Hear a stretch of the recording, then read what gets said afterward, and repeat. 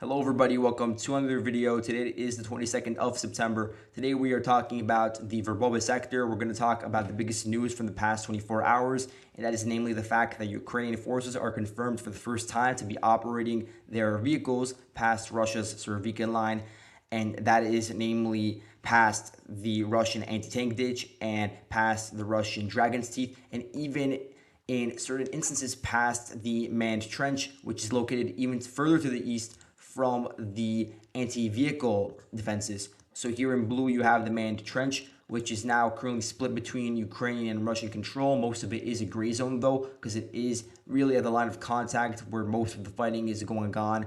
And then a bit to the west here, you have in light green and white, respectively, the markings of the Dragon's Teeth and of the anti-tank ditch.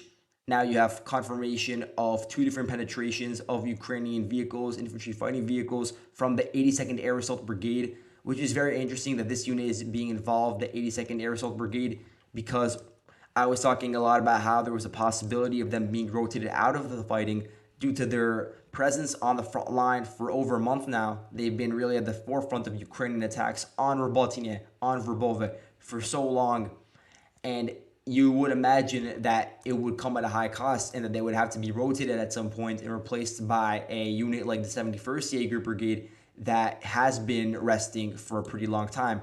But now we're seeing these vehicles, such as Strikers and Martyrs, that were provided to the 82nd Brigade being spotted past the current front line, past what we imagined was the front line, which does indicate that the 82nd Brigade does still have the ability to launch these attacks and that the Ukrainians still want this unit fighting at the front line.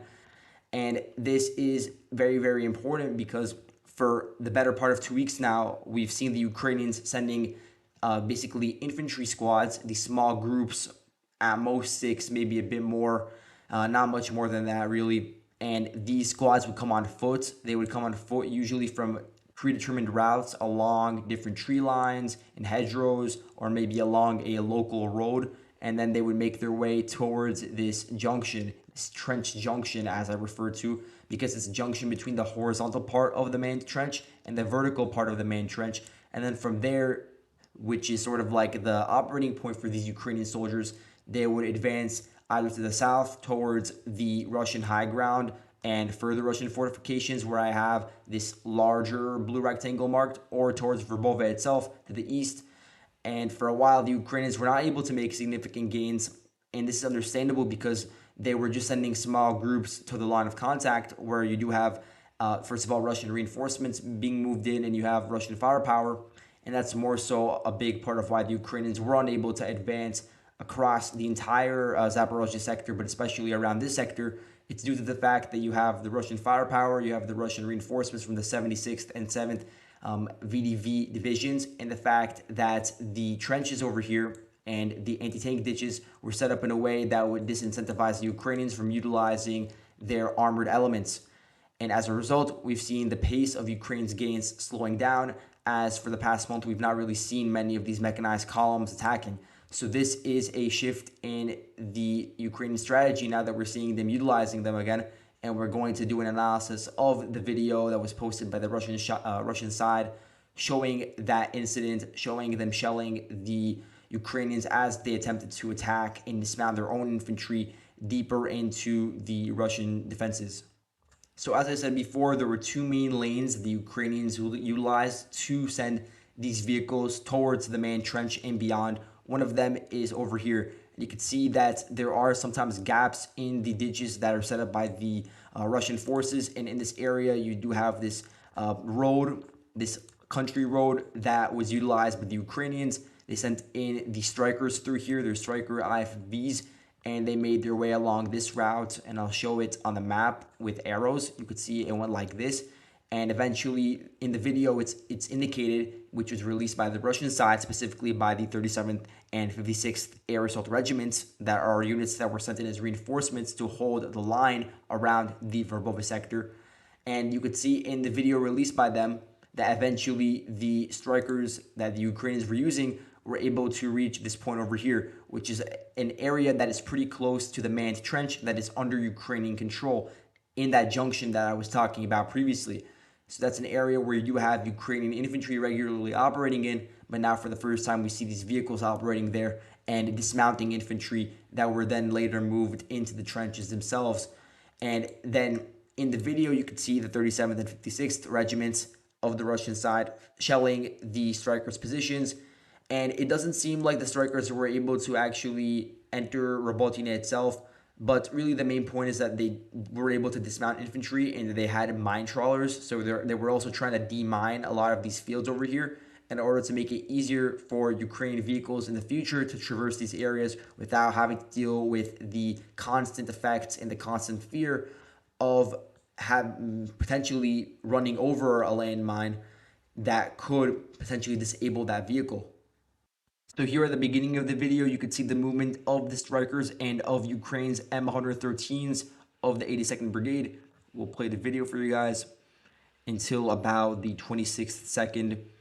And you could see how these strikers, and there's multiple of them, it's not just one, multiple vehicles at least, because we can't say for sure which each vehicle is. At least I can't say because the quality is just so bad in these videos. It's so pixelated. You could barely make sense of anything. But either way, you could get an idea of what's going on. You could see the Ukrainian vehicles advancing in this direction along a country road towards the trenches, and you'll see them in a few seconds now. Here you could see these are the manned trenches that I've just been talking about for all this time that are currently under, maybe you can say Ukrainian full Ukrainian control. You could say that they're operating in that region and that Russia is no longer operating over there. So I'll just show that for a couple more seconds.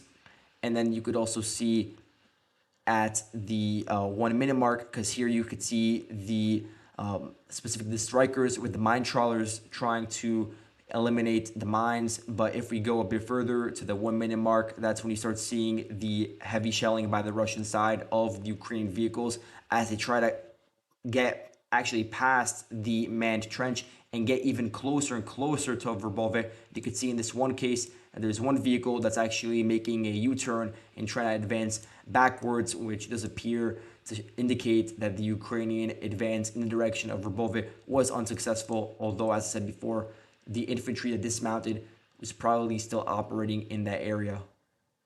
Now, looking a bit to the south, there is a second lane where the Ukrainians sent their Marder IFVs through, and you could see it over here. Perhaps the vehicles entered through this route over here, like this, or through this route over here. Either way, they tried entering through a gap in the anti-tank ditch and the Dragon's Teeth, and then they advanced along this specific country road until this geolocated point over here. And at that geolocated point, there is the video that I was just discussing, which shows the congregation of these vehicles. And then you could see the dismounting of Ukrainian forces and the eventual shelling by the Russian side. So in a few seconds, you're going to see the Ukrainian infantry, and this is most likely the ones that dismounted on the southern lane specifically. And you could see them getting out of the vehicle. You don't see them actually getting out, but you see them very, very close to these two vehicles. And then you see them making their way into the tree lines. It appears that they were able to construct certain dugouts there beforehand, and they tried to hide within these dugouts. And then really for the rest of the video, past this point where you see the shelling, it's just the VDV elements in their artillery support, just trying to strike those Ukrainian forces that are located in the tree lines, not in the manned trench, but just to the west of it. So I'll show that on the map right now. So as I said, the Russian artillery was targeting Ukrainian forces within dugouts in these tree lines in generally this area. Now here we have a video from the 22nd Spetsnaz Brigade, another Russian unit defending in this area, which shows the loss of the first Marder IFV of the Ukrainian forces. Previously, I believe it was in late July, there was a Marder IFV that was able to make it all the way to the anti-tank ditch, and this was when the front line was a bit further to the north, like a couple of kilometers to the north. But it seems like eventually the Ukrainians were able to retrieve that vehicle. That's what I think occurred. So this would actually be the first Marder loss for the Ukrainian side. And just here's a video for you guys so you can see for yourself. To me, it looks like the crew is getting out. That's what I think is going on with the movement over here. And additionally, in the attached tweet, there's also footage showing generally the battlefields to the east of the main trench where you had multiple different strikers, M113s, and other infantry fighting vehicles engaging, trying to approach Verbove, but being shelled by the Russian side. And there's at least one other BMP-1. I believe that's the label that was given to the vehicle, but I can't be 100% sure about whether it's actually a BMP. And apparently that was also destroyed. So that's two visually confirmed vehicles destroyed from this entire event. And then on the Russian side, I saw a report from their side saying that they were able to hit 11 units of equipment during this attack, but I'm not sure what hit means in this case. It could be a translation error, and perhaps hit means that they were just firing upon 11 different units of equipment, which would mean that 11 different vehicles crossed over the anti-tank ditch and over the Dragon's Teeth.